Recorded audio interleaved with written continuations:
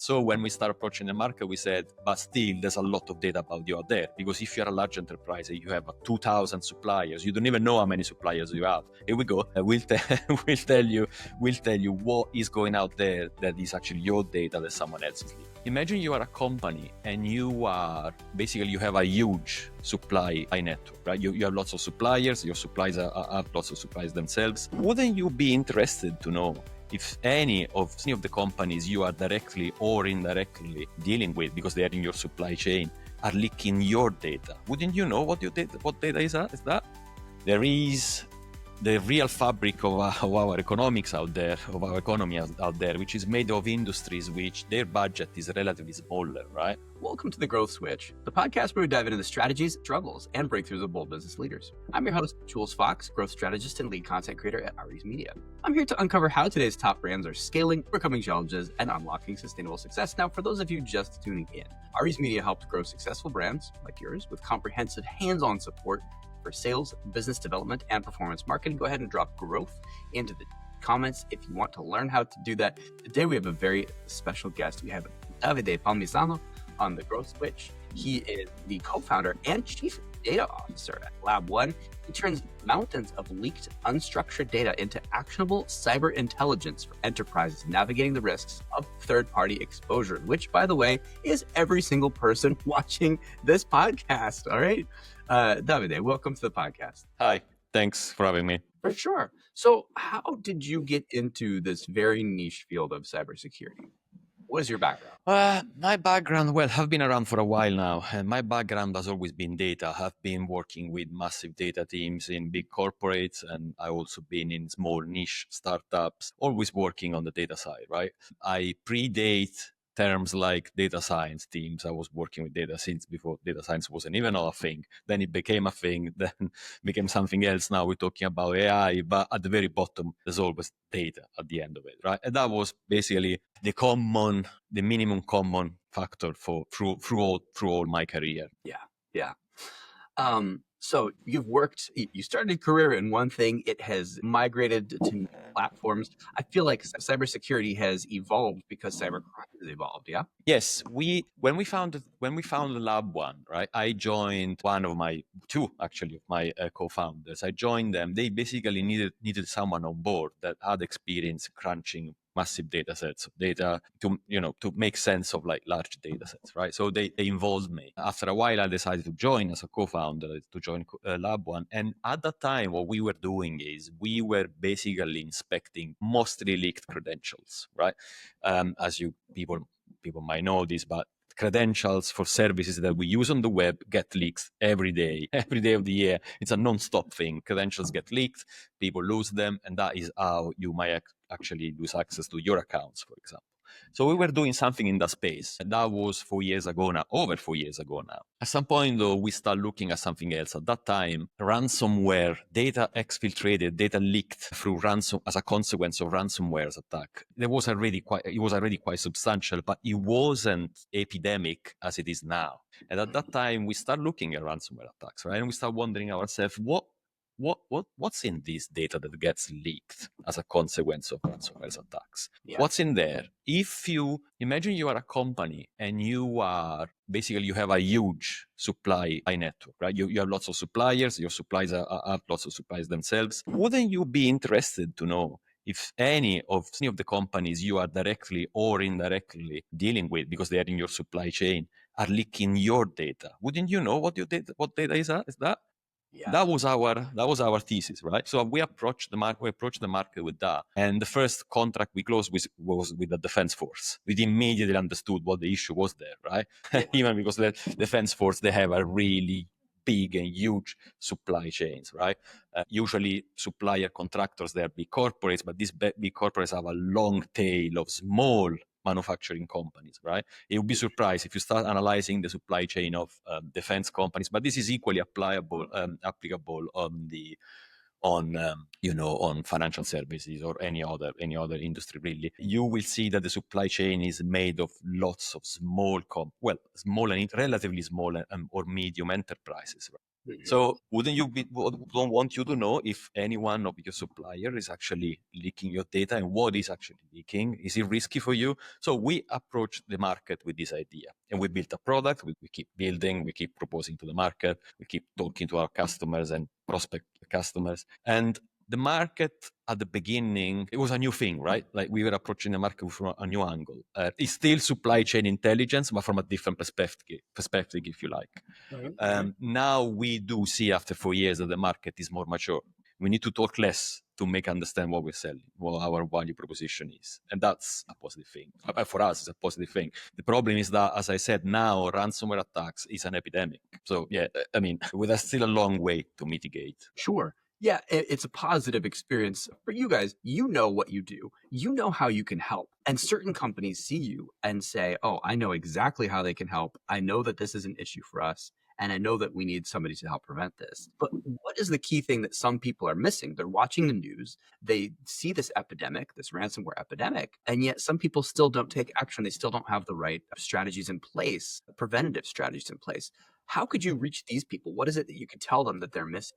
It's not easy to start with, right? Like while big organizations have relatively chunky budgets to allocate to dedicate to cybersecurity and company protection and supply chain assessment, there is the real fabric of our economics out there, of our economy out there, which is made of industries which their budget is relatively smaller, right? And also there is one thing which, if we look at the number, of course, every company can leak data. There are several different ways of that you can leak data. But if you think about like a catastrophic event as your company has suffered a ransomware attack, right? And you're losing all of your data, like a really catastrophic event. Some companies actually had to declare bankrupt after a ransomware attack. If you suffer a catastrophic event like that, if you look at all the companies that are in an ecosystem, in an economical ecosystem, the event is rare. So you might think, well, it's not going to happen to me, is it?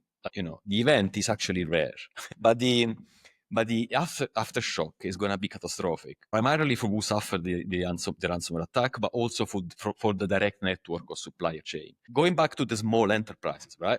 The big enterprises might have a big budget and say, look, we're going to allocate a little bit of this budget to understand a little bit more this problem.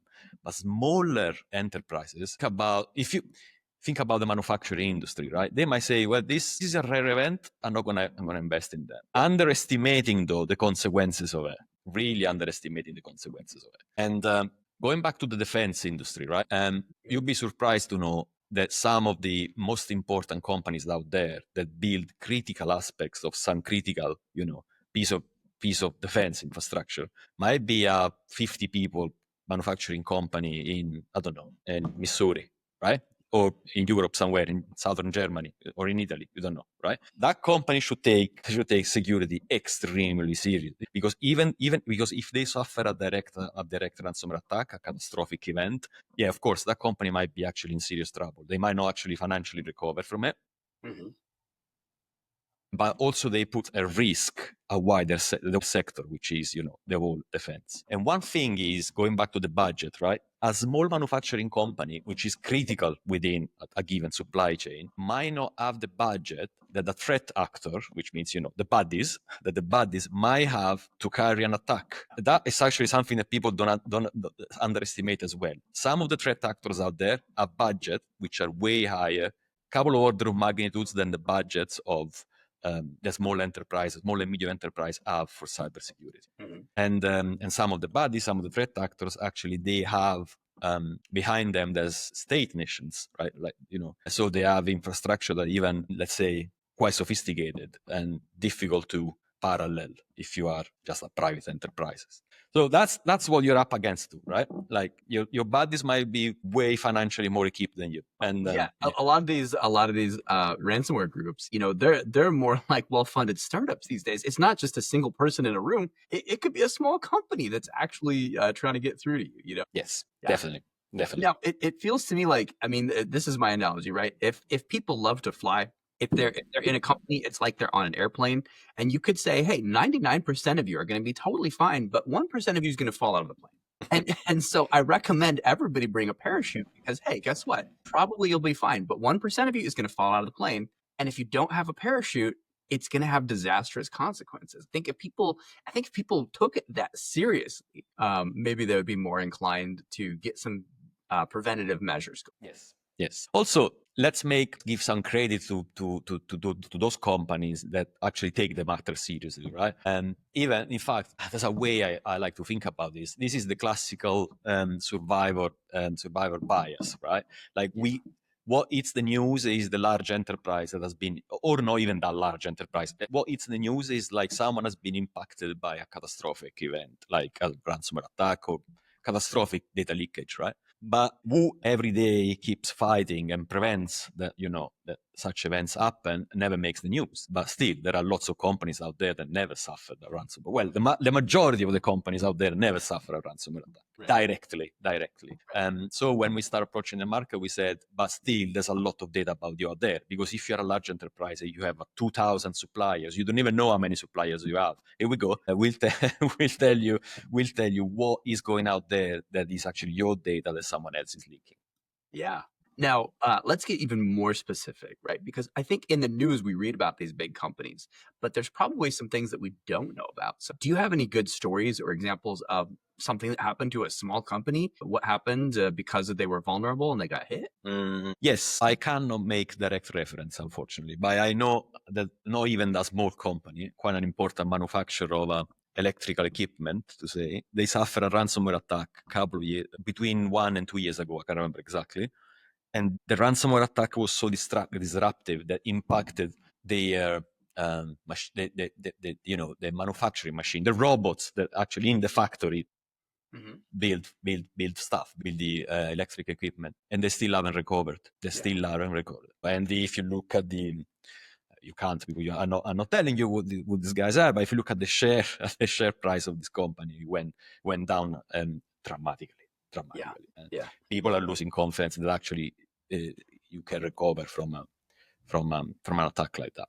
Now, I also feel like this is especially scary as we have the advent of AI. We have perhaps intelligent and potentially sentient AI in the future. What's going to happen when the AI gets ransomware? I feel like this is the start of a sci-fi movie, a scary sci-fi movie about the end of humanity. So it starts with the ransomware attack and they want the money, but then the AI gets hijacked and then everything goes haywire. I feel like that could be absolutely devastating. Look, do you remember maybe you remember this, when we first start hearing about the word deepfakes? Yeah. That was a while ago now, right? Like, was if I need to put it somewhere in my life, that is probably pre-COVID era, maybe, that we start hearing about. So that was a while back, 5 years, at least 5 years ago, right? We start hearing about this deepfakes term, which means like we have now a model that can generate like credible and realistic and content and fake video or image or whatever, let's call it fake content, that can actually, the probability of deceiving someone are incredibly high. Let's define it that way, or higher than the fakes created in other ways. We're not gonna stop that, right? Like that's out there. The gene is out of the bottle. It's out there, right? So it means that the threat actor, they have now the capability of like taking this conversation we're doing, me and you, and create a fake content against me or you, right? That can happen, right? We cannot stop doing contents like this. You can stop doing it. I can stop going around talking because, oh my God, there's someone can make a fake out of that. Let's put that into context of exposed data, right? Which is what I do. If someone, a threat actor, maliciously create a credible deepfake using data or knowledge about me or my corporate that I didn't know is out there because has been leaked by one of my supplier, that that content, piece of that deepfake, that piece of artificially created content, is substantially more sophisticated and substantially more dangerous. Because if there is something, if a video gets conveyed with gets created with some content that I don't even know that content is out there, right? It will look credible because we look some information that I don't even know that is out there. So it's credible, right? To me, it will look credible. And that where we kick in, right? If we let you know, hey, look, there is this information about you that is going out there that you were not even aware that could be created to, create an artificial, a deep fake, you then will be more, you will be more on your toe. you will be more vigilant. Let's put that way. Yeah. Let's put that way. Yeah. Okay. So let's talk a little bit more about Lab One. What solutions are you able to provide to have protection and support for these companies to keep them out of trouble? We offer a platform where you can input your supply chain. You can put in you can prime our platform with information about your supply chain or your sensitive entities that you want us to look for. Right. That might be, for example, a passport number or like a project code name or simply the names of your suppliers or the email address of your employees. Once you do that, we will monitor for your assets or the given information that you gave us. We will monitor basically the data exfiltrated from ransomware attacks and other ways. There are other ways which we are not we're focusing on the ransomware attack today because I think it's quite easy to understand, but there are different ways that data can leak out there, right? But basically, once we know what you care for, we will look for your stuff and we make sure that we'll give you a picture of what is your data, where it's going, where it's coming from what's been leaked, and what can be the risk for you. For example, I don't know, maybe at some point, let's imagine that we are monitoring your company with your board of directors and all the information about your employees. Maybe there is an incident in terms of like data exfiltrated by someone. We inspected and we found some information that could be potentially related to you. We will send you alerts. We will say, hey, have a look at this. We found it here. Maybe it's relevant. We think it's relevant for you. Have a look at it. And you might act on that. Then if you are a sophisticated, like if the maturity of course, how our customers use the platform depends on their level of maturity. You might be like a big corporate with a division that is able to and has been trained and has people that are capable of like assessing and treating. Then that information will go to them and they will know what to do. If you're a small enterprise, you can decide what to do with that piece of information and act. We can provide suggestions, of course, like we can help trying to make sense of what we found out there. Could be credentials or can be the passport of someone this within your company, and we will tell you how to do. There is one thing: once the data is out there, right? Yeah. There are data exfiltrated years and years ago by ransomware. That ransomware gang doesn't even exist anymore. They are in jail now. This website is down, so you cannot reach that data. But you don't know because someone might have reached that data, might have reshared it in other ways, might have reshared it in other platform, might combine with other piece of information and reshared and resold to someone else. So once data is there, you need to act and you need to make sure that you change the keys of your main door. That's the best advice because the data is out there. Yeah, and you need to act quickly as well. I think speed is one of Yes. probably the most critical component. Yeah. Of course. Yeah. Of course. Yeah. All right. Fantastic. Thank you. So how is Lab One doing as far as being able to convey the importance of this, the protection and security that they provide, connect with the right people? How is growth going for the company as ransomware continues to be a problem, as the baddies, the malicious actors, as they continue to present the problem? How is growth going for Lab One? Yes, the growth is good. The growth is good. We actually perceived a meaningful change in traction in the last 12 months. In the last 12 months, we saw that the market now gets it. The difference between like if you want, a couple of years ago was like you need to explain what you're offering. You need to use more words. Of course, we got better at telling the story, that's for sure. But we also have now companies approaching us directly saying, we know what you guys do. Can you look at this for us? We want an engagement, right? And that's traction, basically. The market is getting more mature and is understanding. Yeah, that's it. We see a pool now. Yes, we see that. Let's put it that way. Yeah, it is nice when you stop having to explain your story and you can simply say, hey, this is a problem. Let me tell you more about our solution and the way that we solve this problem. Yeah, because sometimes when with growth and marketing, when we're trying to reach buyers, they don't quite know that this problem exists. They don't know that they're suffering yet, and they don't know that potential for catastrophic failure. Ultimately, your company could collapse. There is a company once that told us, in a meeting, it told you guys let us know that we have a problem that we didn't know we had. Yeah. And that for me was like, I was quite happy to hear that in a way, right? Like I know you go to someone and say, hey, you have a problem, which is not nice to say. By the way, it's not nice to say. It's like a doctor knocking on your door and say, you have a health problem here. You say, well, I'd rather not know that. But jokes aside, like that was interesting. That to me was really made me really think that yes, we nailed the message. The message is getting there. Like people understanding it. You can build on top of that. Yeah.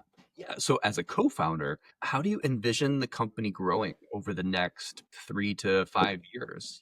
What's the main thing holding back the people who know that they have a problem from working with you?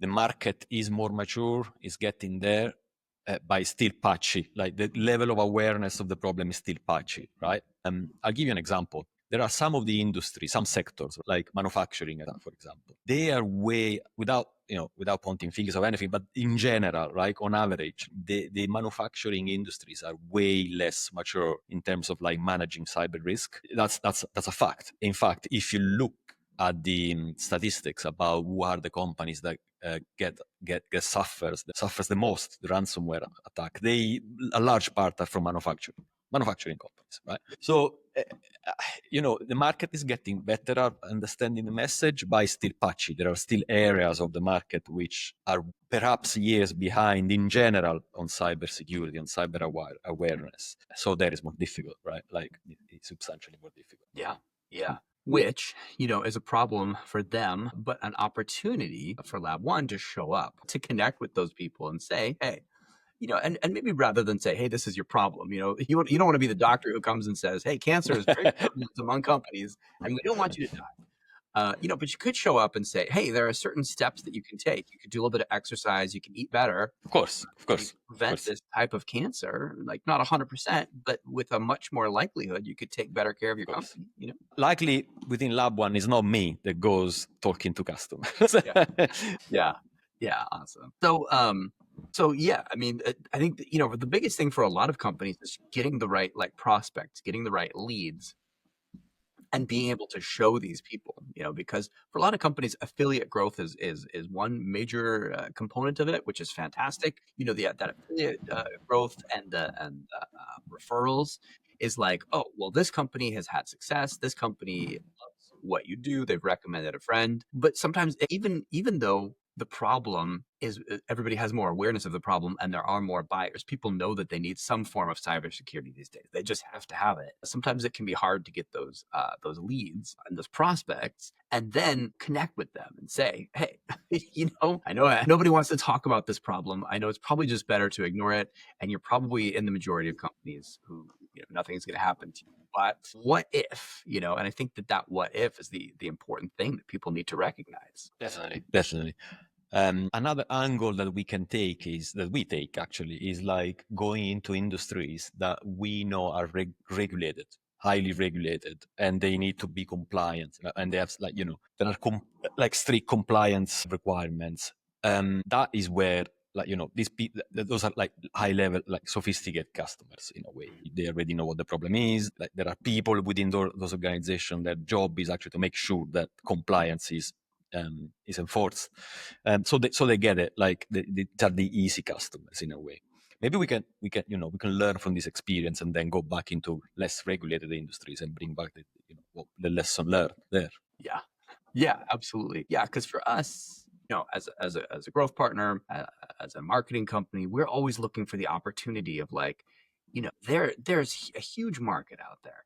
And a lot of people simply don't have solutions that they really need, especially when it comes to critical things like cybersecurity. So for us, we're always looking at what is the best way for your company to grow, and not just so that Lab One can make more money, which obviously in any business you make more money, but it's also about the impact. It's also about how can we keep people safe? What does my legacy look like as a person? What does my legacy look like as a founder? And as as Lab One itself, you're not saving lives necessarily, but you're saving the life of the company. So how many companies did we save from going out of business because they simply had a little bit of cybersecurity in advance, before something terrible happened? Of course, definitely. Yeah. All right. Well, is there anything that you would like to say to companies out there, to founders out there, that they absolutely should know that perhaps they don't know? These are years of like geopolitical turmoil, and people quite often think, well, like that is mostly related on the battlefield, right? Or the grand schemes. It's not. Cyber warfare is actually the biggest threat to business at the moment, right? Regardless if you are in defense supply chains or not. There are threat actors out there, state nation based threat actors, that their mission, their goal is to make the industrial fabric of the West, of the enemy, or the enemy on the other side, weaker, basically, right? And so they will target whatever company, because even a company that has no relation whatsoever with the defense industry, will damage overall the economic fabric of a country, right? So we've seen a dramatic increase of like attacks which are not even motivated by financial, right? Ransomware attacks are quite often motivated by financial reason. I lock your data, I exfiltrate, and then I threat you to exfiltrate your data if you don't pay me. That's the model, right? In 2 words. We're seeing lots of attacks which was like, I don't even ask you for the ransom, I just attack you, just exfiltrate your data and publish them, because I know that will damage you. And if and more than damage you, the damage will spread, and will involve a wider community. So, in terms like this, the government has started to understand that. If you look at the EU, UK, US like policies, they are putting lots of money into like making the cyber defense stronger, right? The opportunities are there. Companies should actually invest, because we should make our community safer by investing in cyber defense. Yeah, which is important, because actually, a lot of these companies do work with the government. A lot of these companies, especially those manufacturers, they deliver things to the government. So of course there should be policies in place, Exactly. Yeah. All right. Amazing. So how do people connect with you? How do people discover more about Lab One? Go to the website, lab-1.io is one way, or just contact me directly, Davide at lab-1.io. And yeah, I will in touch. Or LinkedIn. LinkedIn is actually one of my favorite way of reaching out people. Sure, absolutely. And all the viewers, all the listeners of this podcast, those links are actually down below in the show notes. So all you have to do is click and you will go directly there. It's been a pleasure having you on the podcast. Thank you so much. My pleasure. Bye. Bye, Jules.